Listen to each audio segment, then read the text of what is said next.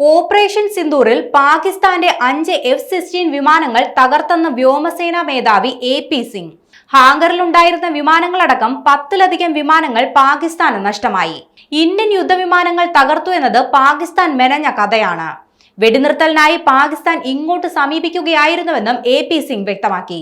രാജ്യചരിത്രത്തിൽ കൃത്യമായ ലക്ഷ്യത്തോടെ നടന്ന യുദ്ധമാണ് ഓപ്പറേഷൻ സിന്ദൂർ എന്നും വ്യോമസേന മേധാവി ചൂണ്ടിക്കാട്ടി. കൃത്യമായ ലക്ഷ്യത്തോടെയാണ് ഓപ്പറേഷൻ സിന്ദൂർ ആരംഭിച്ചത്. കുറഞ്ഞ സമയം കൊണ്ട് തന്നെ ലക്ഷ്യം നേടുകയും ചെയ്തു.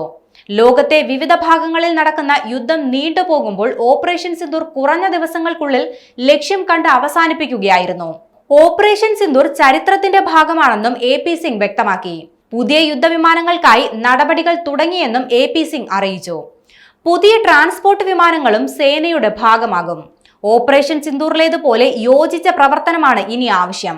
3 സേനകളുടെ മാത്രമല്ല, വിവിധ ഏജൻസികളുടെ യോജിച്ച പ്രവർത്തനത്തിനാണ് ഊന്നൽ. യുദ്ധതന്ത്രങ്ങൾ ഇനി മാറുകയും ചെയ്യും.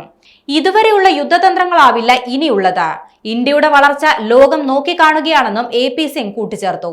ജമ്മു കാശ്മീരിലെ പഹൽഗാമിലുണ്ടായ ഭീകരാക്രമണത്തിന് പാകിസ്ഥാനാണ് ഉത്തരവാദിയെന്ന് ചൂണ്ടിക്കാട്ടി ഇന്ത്യ നൽകിയ തിരിച്ചടിയായിരുന്നു ഓപ്പറേഷൻ സിന്ദൂർ. ഏപ്രിൽ 22-നായിരുന്നു ജമ്മു കാശ്മീരിലെ പഹൽഗാമിൽ ഭീകരാക്രമണമുണ്ടായത്. പഹൽഗാമിലെ ബൈസരൻ വാലിയിൽ പൈൻമരങ്ങൾക്കിടയിൽ നിന്നും ഇറങ്ങി വന്ന ഭീകരർ വിനോദസഞ്ചാരികൾക്ക് നേരെ വെടിയുതിർക്കുകയായിരുന്നു. ഭീകരാക്രമണത്തിൽ ഒരു വിദേശി ഉൾപ്പെടെ 26 പേരാണ് കൊല്ലപ്പെട്ടത്.